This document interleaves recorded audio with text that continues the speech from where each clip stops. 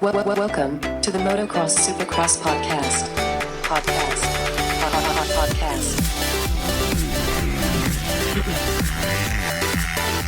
3, 2, 1, 0. The Motocross Supercross podcast. Episode 174. We got Dallas, Texas, or Arlington, whatever you want to call it, this weekend. I'm Adam. Here with Claudio. What's up, Claudio? We're still talking about the lime or now? Yeah, we're still talking about the lime. You got any good lime jokes? No, I used them all. Okay, we'll save that one for next week.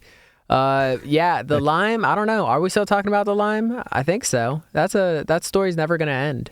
I don't think so. We did talk to Lorenzo in our last podcast. He was giving us the scoops on this East Coast rounds. Yeah, he said there was no use of the lime, so not for this round. They got That's lucky. right. Well, we do have Dallas or Arlington. Are we ever going to figure out what we're going to call it? Arlington. I don't know. You keep fighting it. Yeah, but it's not Arlington. the Arlington Cowboys, is it?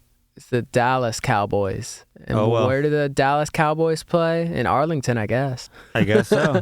I guess that's what where it they is. could- I don't know. Everyone's flying into Dallas. I think it's Dallas. Arlington, it's like East Rutherford when it's really just New York City, you know? It's actually New Jersey, but I know, but you know. But anyways, we are coming in hot this week to Dallas. We got Red Plate Roxon back with the red plate, of course. Red Plate Cooper Webb, Roxon. 1 point behind him, and then Tomac and Musquin tied for that third place, 2 points behind Ken Roxon. So Yep. It is tight in that 450 class, real tight. And I love it. We talked about it. We mentioned how this class is going to be stacked, and here it is. We still have 4 people battling for this championship. We are going into round 7, almost halfway through this championship, and it cannot be more exciting than going into this round. Like you mentioned, Red Plate Roxon back in the top.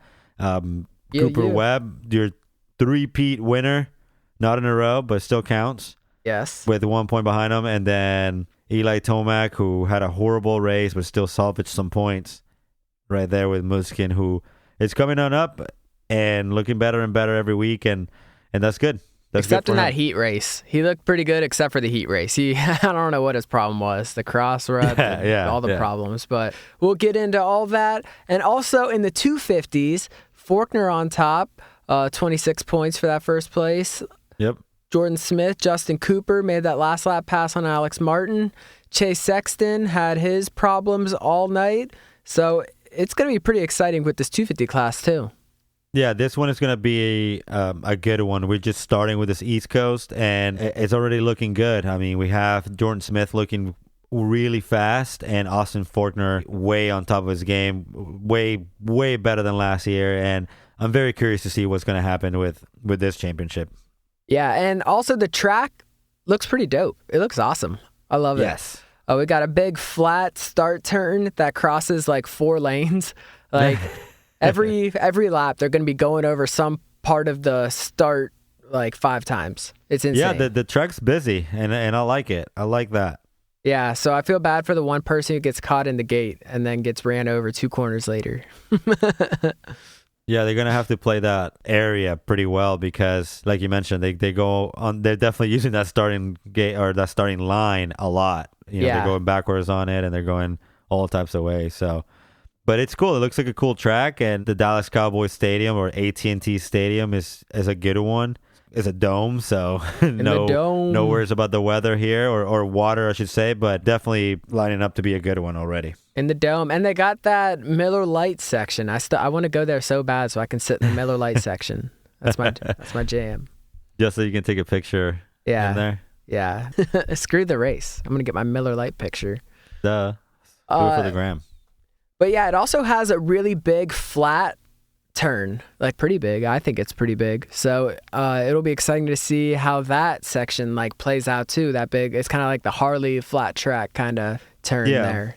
So we'll see if they can, I don't know, they probably won't hit that turn like that where they're all like whipping out and stuff, all doing like all sideways and stuff. You don't think so? Yeah. No, definitely not. Definitely not. But yeah, it does look cool. Only one whoop section. Lots of rhythm sections, some long ones. And yeah, like we said, it's just no matter what it is, it's going to be good just with how close these points are. Yeah, exactly. And how crazy the 250s were. They were going at it so hard. So I think we can expect that again this week too. Yeah, they like I said, it's a great championship so far. We still don't have a favorite that could just run away with it. The 450 class, we have those 4 guys just a couple of points away from each other. We saw with the West Coast, Cianciarulo closing that last race, taking that red plate from Nichols. And this East Coast is already, lining up to be a good one. Someone that's not going to be lining up with the East Coast riders is going to be Christian Craig. We talked about him at the last race, how he was just out there to get some points. But I guess it's just not worth it. And he will be missing a couple of races due to that injury. Wow, that's pretty crazy. That is pretty crazy. He already missed the West Coast, and now he's missing the East Coast? Yeah, definitely something that wasn't expected, and I'm sure that they're not happy about it, and I'm sure he's not happy about it. And this is what he said on his Instagram. Bum, we won't be lining up for Dallas this weekend. I call it Dallas. I was hoping to salvage some championship points in Minneapolis, but obviously my thumb couldn't hang all night. Since I'm now out of the championship, I'm going to give my thumb some more time to heal and be better prepared when I line back up. We try, though. Thanks, team. Sucks. Dang, that sucks so bad because there's nothing like the first race of the season. Be like, oh, here's the first race. I'm already out. That sucks. Yeah, it kind of sucks for him, but I mean, if you're not in it to win it, well, what you gonna do? That's right. Yeah. Well, we do have some riders that will be there. Yes. And first on the list, Zach Osborne. We got to start with Zach Osborne. Exactly. Yeah, Zach Osborne, who we've been talking about. He was supposed to do his debut last weekend in Minneapolis, but I guess the collarbone wasn't 100%, or they just didn't feel good about it.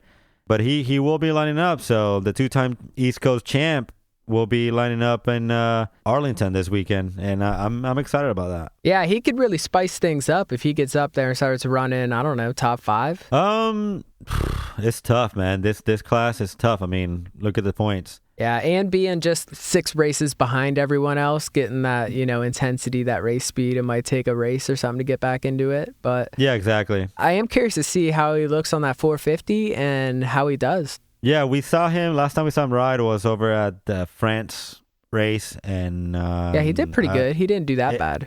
Yeah, exactly. He did pretty decent. So it could be interesting to see if he can spice things up. One rider who also will be racing, who we weren't sure from last week, Blake Baggett. Yeah, Blake Baggett, it's lining up this weekend after his massive crash in Minneapolis. He was running up front. He was about to, making some passes, but he went over the bars. Going into that rhythm section, he went over the bars. But this is what the team says. We're so bummed for Blake Baggett.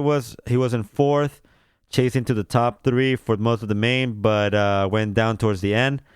Right as he was picking up some speed to make some moves. He's a little banged up, but looking forward to Arlington. So we will see him line up, and that'll be cool because I feel like this track could be for him, just like Glendale and just like Minneapolis last weekend, except for obviously the going over the bars part. But other than that, he was looking good. He was looking fast, like he said, he was making move to the front, and I let's see how banged up he is, or if he can even race again, or not race again, but be right there again. Yeah, he should have got back on the bike after he wrecked. He's probably regretting that now. He lost so many points. He's in 7th in the points, but as soon as he wrecked, he was just like, he was done. He just checked out. He definitely, just he crashed and just walked away. He's like, peace, that's it. So thanks, Minneapolis. I'm out. Usually, like, the first response to these riders is always to just get back on the bike. I remember at a local race I was at, one kid broke his femur, and he got up and he like stood up to get back on his bike and just like collapsed. And it's just like their first reaction, is usually just to get on that bike. So it was kind of crazy watching him walk away like that and not be hurt, being able to go this weekend. So exactly. I mean, it's definitely a good thing. He'll be good to go this week. I know on Instagram he posted a picture of his helmet. So he didn't really say much, but I'm guessing he was satisfied with the results of that. Well, you know helmet. How he's gonna, for him to just walk away, he hit hard. Oh, he hit so hard. I think also whenever he was falling too, he did a little like kind of turn so he didn't land right on his face. I'm sure that just a little move there probably saved his whole season. Yeah, I'm sure. And somebody else is going to be lining up in this 450 class is Chris Blows, who said, also called it Dallas. He'll be in Dallas this weekend for the 450, and he's pretty excited about it. See, I'm telling you, Dallas, bro.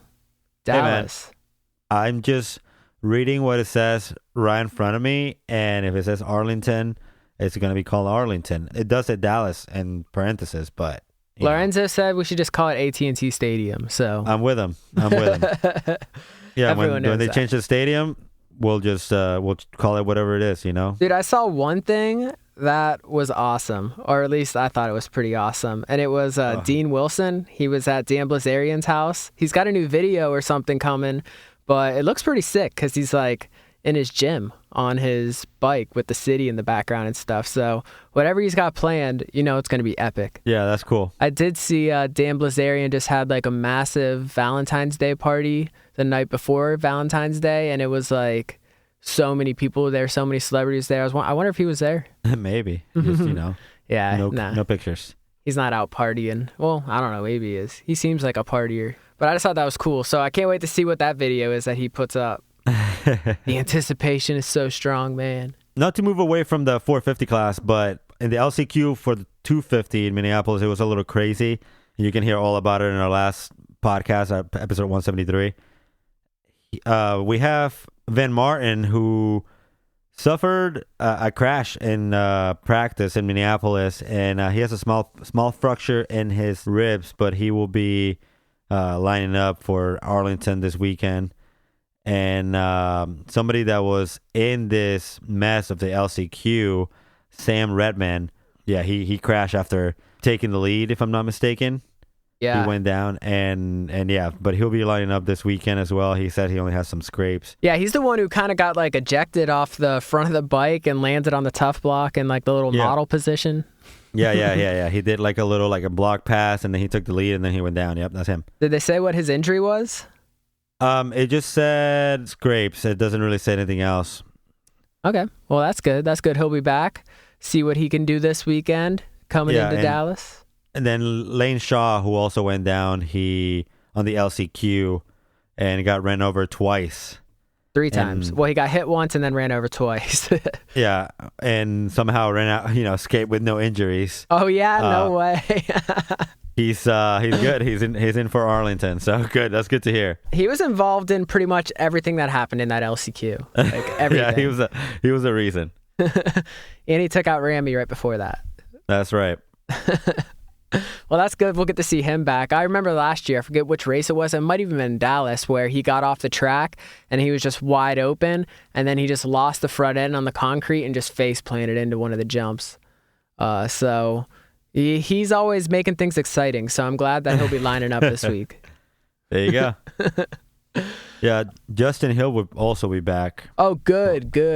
Yeah, he missed Minneapolis after taking the handlebar to the ribs in San Diego, but he'll be back for Arlington as well. Yeah, I mean, he's sitting 17th in the points. He just had it's been a rocky season for him so far. He just has not been able to just put it all together. Yeah, rocky rookie season.